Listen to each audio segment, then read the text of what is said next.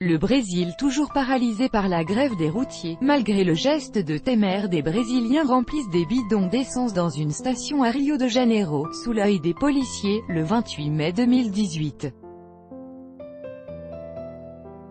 Reuters, Ricardo Moraes au Brésil, la grève des routiers entre dans son 9e jour, ce mardi 29 mai.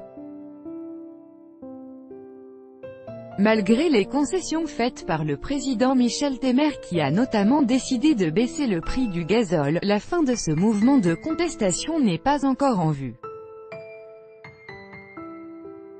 Les Brésiliens se sont réveillés ce mardi matin dans un pays qui tourne toujours au ralenti.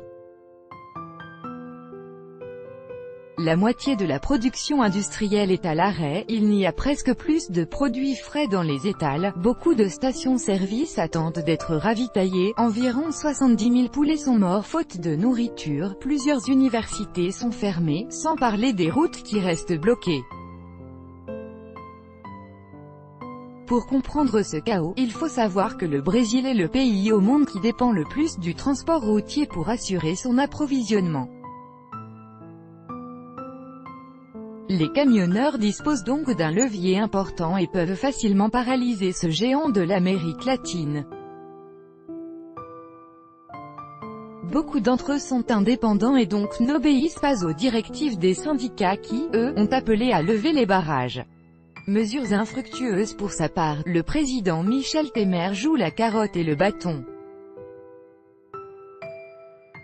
Après avoir baissé le prix du gazole, il menace à présent de poursuivre ceux qui soutiennent illégalement le mouvement. Selon le gouvernement, des personnes ont infiltré le mouvement des routiers en poursuivant des objectifs politiques. À São Paulo, un petit groupe s'est rassemblé dans le centre-ville pour demander l'intervention de l'armée et la démission du président. Un président fragilisé à 4 mois de la fin de son mandat et dont la gestion de la crise est critiquée, même au sein de sa majorité au Congrès.